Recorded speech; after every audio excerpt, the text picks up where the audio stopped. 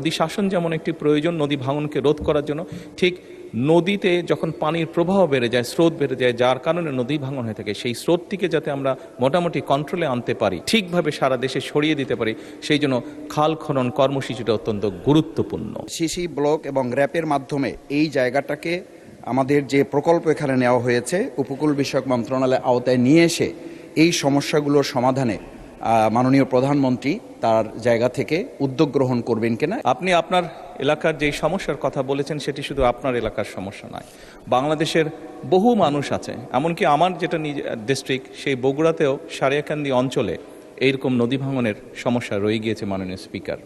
একই সাথে আরও অনেকগুলো অঞ্চল আছে, দক্ষিণ অঞ্চল বলেন, উত্তর অঞ্চল বলেন, বাংলাদেশের বিভিন্ন জায়গায় এই সমস্যা রয়ে গিয়েছে। এই সমস্যাটা একদিনের নয়।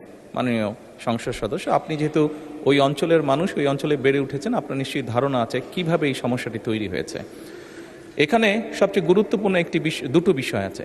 একটি হচ্ছে যেই নদী শাসনের কথা আপনি বলেছেন সেটি একটি উপায় আছে, এবং একই সাথে আপনি খুব ভালো করে জানেন নদী শাসনের বিষয়টি অত্যন্ত ব্যয়বহুল একটি বিষয়, বাট তারপরেও প্রয়োজন অনুযায়ী আমাদেরকে করতে হবে। এবং সাথে আরেকটি গুরুত্বপূর্ণ বিষয় আছে, এই ভাঙনগুলো কখন হয়? ভাঙনগুলো আমরা দেখেছি অধিকাংশ সময় বর্ষার সময় হয়ে থাকে, যখন নদীতে স্রোত থাকে এবং হঠাৎ করে পানির প্রবাহ যখন বেড়ে যায়। এবং সেই জন্যই মাননীয় সংসদ সদস্য, আপনি নিশ্চয়ই অবগত আছেন, আপনার ধারণা আছে, না দেখে থাকলেও ধারণা আছে, শহীদ রাষ্ট্রপতি জিয়াউর রহমান এই সমস্যাটিকে সমাধানের জন্য খাল খনন কর্মসূচি শুরু করেছিলেন ওনার শাসনের সময়। এবং বর্তমান সরকার খাল খননের মাধ্যমে একদিকে যেমন নদী ভাঙনকে ট্যাকল করতে চাইছে, একদিকে যেমন আমাদের শুষ্ক মৌসুমে পানির যে সমস্যা হয়ে থাকে সেই সমস্যাটার সমাধান আমরা করতে চাইছি খাল খননের মাধ্যমে।